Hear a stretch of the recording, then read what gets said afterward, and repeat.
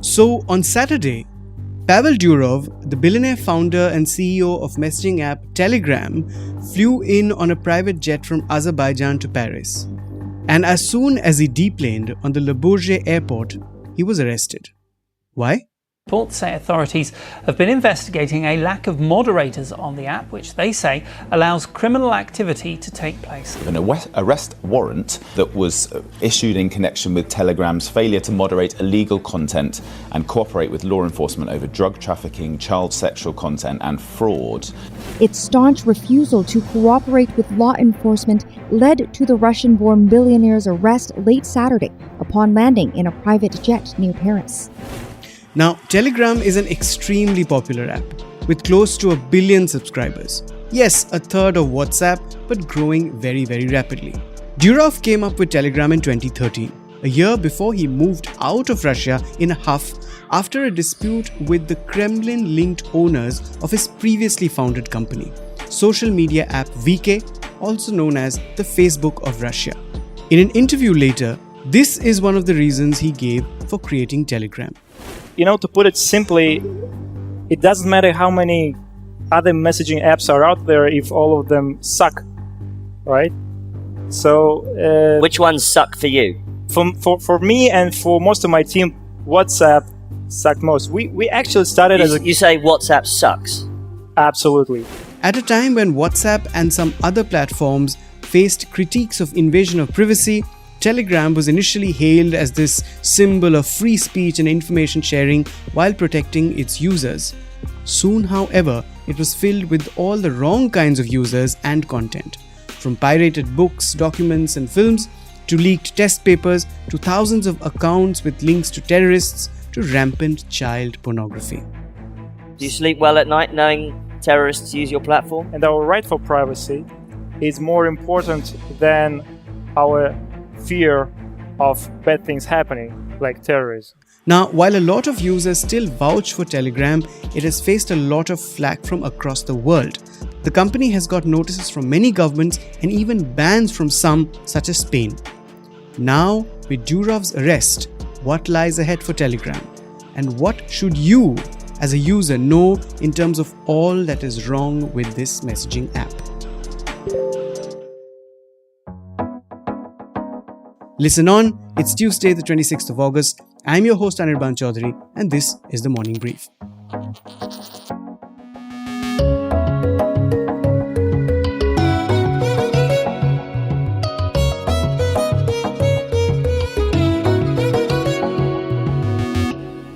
Before I begin, do listen and subscribe to our other show, 7 at 7, your quick early morning roundup of financial news from India and the world. Just search for 7 at 7. That's 7 from wherever you get your podcasts. And now, back to the conversation. First up, I asked Kevin Curran, Professor of Cybersecurity at Ulster University, London, on how he reacted to Durov's arrest. It was a little surprising because, again, Telegram is become so popular, but yet a lot of us have seen what is happening to a lot of the social media companies again, where they're obviously have been subject to regulations for some time again. That we've seen Mark Zuckerberg from Facebook or from Meta, appearing before the US government really in sessions and whatever else. And of course, all governments are trying to control social media, but there has been a particular move of late. Again, especially we've seen in the US against TikTok again. So we suspected that, and of course X, again, all the governments are trying to shut down X to some degree or to regulate it and to control it again. But Kevin, Telegram is different in the way that it has become a hotbed for exchange of all sorts of wrong stuff, right?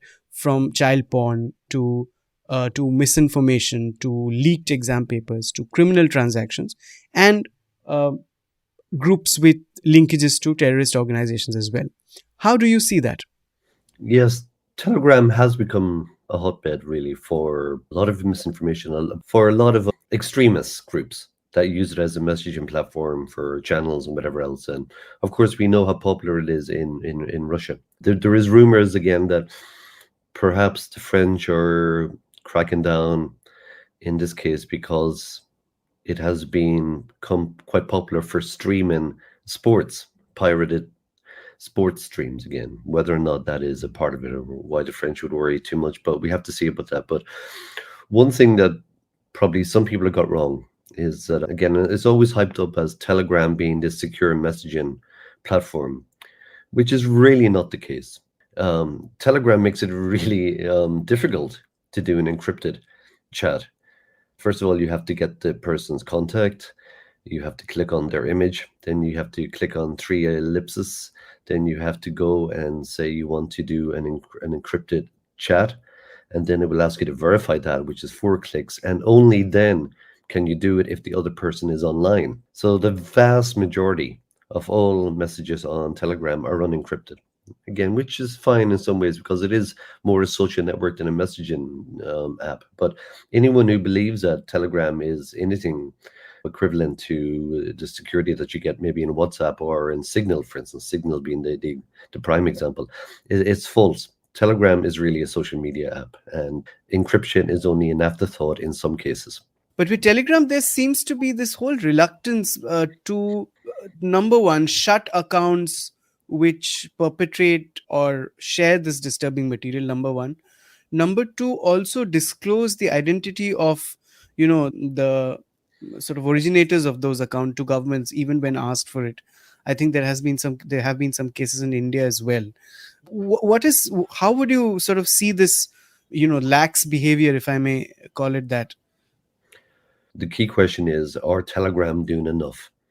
Because every platform has extremist content, it has illegal content as well, but we have to be able to prove to some degree to the overmasters again that whether or not you're taking due care, whether or not you're doing enough again, and you got to prove that to the authorities as well. It's become quite famous that it has 900 million users again, and apparently it's only got a staff of 30, so it's a very small staff.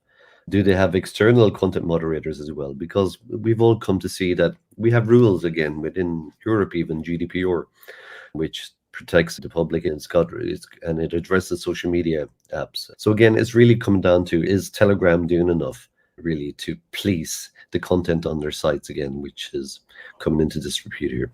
And as a user, would you say it's doing enough? Yeah, I would say they're not doing enough. That there's a lot of channels there and you just have to do keyword searches and it could be shut down. Again, is whether it is in their interest or not to do that again. But again, I'm not saying you will catch everything again, but there are algorithms you can get, and especially when it's not encrypted.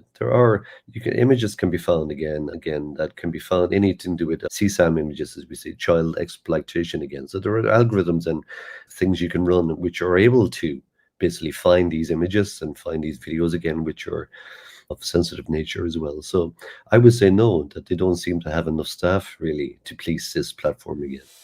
To go deeper into what is wrong with Telegram, I spoke to Siddhant Jain, founder of Video Cypher, a video platform which also works on protecting content from piracy. Now, Siddhant has extensively aired his views about Telegram, including the confusion about whether it's a messaging or social media app, which Kevin also spoke about, and also other problems such as criminal user anonymity, lax response to takedown requests, and alleged lack of cooperation with the authorities. So I will give you an example from a physical world. Suppose you are doing a small religious event or a business event in your house or a small building where there are 20 people coming, or say even 50 people coming. You need not inform police and there need not be any investigation over it, or there need not be any scrutiny over it. But suppose you are conducting a very large business event or a sports event or a religious event in India where they say 10,000 people are coming. I've joined meditation or yoga courses where 10,000 people have come in a single shot, or social events.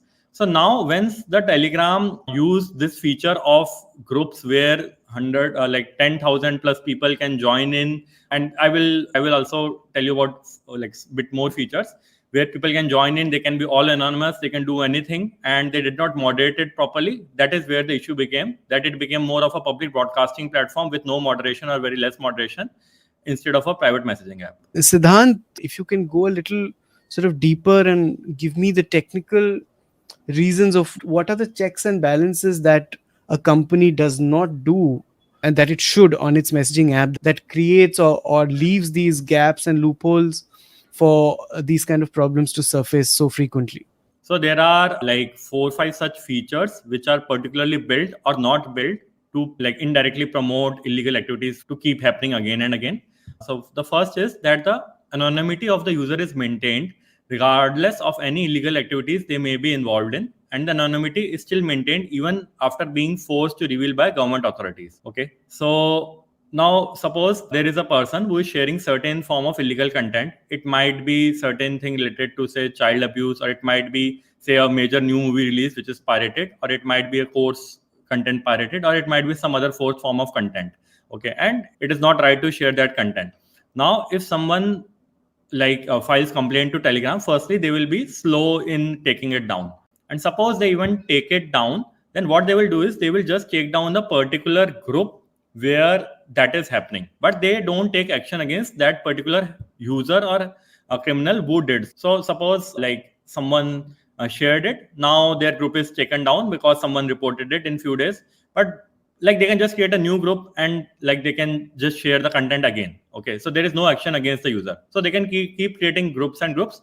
And now also, since the users and hackers know this, what they have done is they create backup groups where they just maintain that, okay, I am sharing this content in this particular group. If it is taken down, this will be the second group, this will be the third group. So it is a cycle because the action against the primary source, which is the user, is not being taken. And what does a user do when Telegram is not taking action?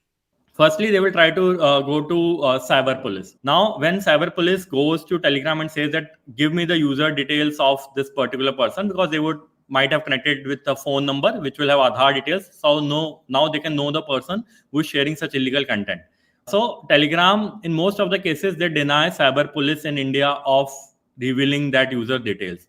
Then people go to courts. Okay, so when even people go to courts, there have been cases where Telegram has not taken action, leave about providing details, but they have not taken permanent action against that user or hacker or criminal who is doing these activities again and again. They just take down the groups on reporting. If you go to a court, they will take down the groups much quicker, but they don't take action against the main culprit who is doing it again and again. So they can keep doing it for months on months, years on years.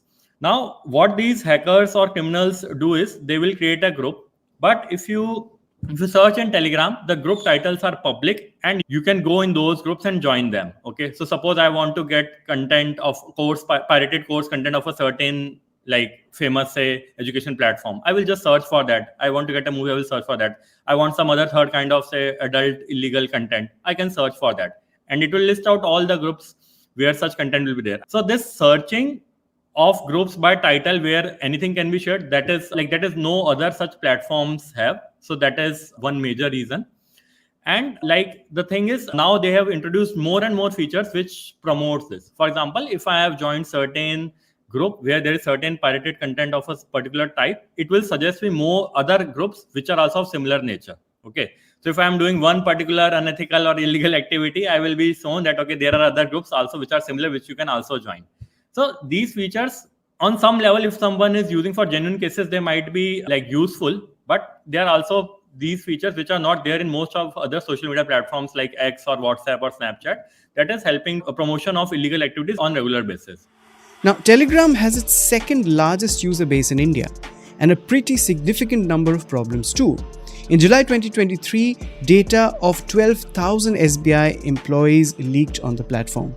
Around the same time, there were allegations of COVID data of hundreds of users being exposed on it. In October, the government warned Telegram to remove child sexual abuse material content, and the company said it would tackle the issue. But did something really come out of all this? I asked my colleague and ET's Tracker-in-Chief of Tech Regulations in India, Ashish Aryan. If we look at the past, in October last year, when the Economic Times had reported that there was presence of child sexual abuse material on the instant messaging platform, so they had sent these messages where they had said that, we have noticed these instances and we have received these complaints, and because CSAM is not something that we tolerate on the internet, you must clear it up, you must clean it up and report back to us with a status on what you've done so far. So there have been very strong communications as far as the government is concerned, where the government has cited the IT rules and said that whether it is advertisement of gambling platforms, but also, the hard drugs which are particularly banned in India, those being easily exchanged. And not just that, of late, Telegram has also been, in the news because it was used to circulate some leaked question papers, etc., among some students, which also became a huge issue. Now, with this arrest, will the government take a harder look at the platform? Will it, for instance, be banned? I mean, the scrutiny of the platform certainly increases. But what we have talked to our government sources so far, though they have been exchanging notices and they have been sending these notices and they have asked the platform to comply with all the rules and regulations that are there, which is the IT rules and the IT Act of 2000. So far, banning the platform outright is not on the table. That is what we have learned so far. My question also is, how has Telegram reacted to all these communications from the government? So all these notices that have been sent so far, Telegram maintains, or it has, repeatedly maintained, even when we send these notices, we send these queries to them, they maintain that they do not tolerate, so to say, child sexual abuse material, or they do not tolerate any kind of gambling ads or gambling posts or any posts which are not allowed in that jurisdiction. But time and again, journalists have flagged that Telegram does not sort of practice what it preaches. It does not adhere to the local laws. And because the founder operates with a very small team, it's easy for the platform to sort of get away because it is so feature rich, and it helps that easy communication or facilitation of even illegal messages or illegal content without really cracking down on them, so to say. Ashish, you spoke about the IT Act of 2000 and the IT rules. Will upcoming rules under the Digital Personal Data Protection Act 2023, for instance, which are now being formulated, also cover such companies and the misuse of content that's rampant on them? The DPDP Act has been passed already in August of last year, and the rules are likely to be out shortly. It is more to do with privacy rather than sort of ruling these or making a regulation on these social media intermediaries. Right. Those are already covered by the IT rules. So I suspect that there won't be another, rules on these, how these platforms should operate or what they should allow or not allow. But what the DPDP Act will do, that it will empower the user to then know that what kind of data do these platforms, take from them, and whether they can stop it, or how do they stop it, or what is the exact amount of data that they can give to these platforms. While India isn't banning Telegram anytime soon, as Ashish has learned, what about the company's future overall? Is it bleak? I asked Kevin. That's a large question.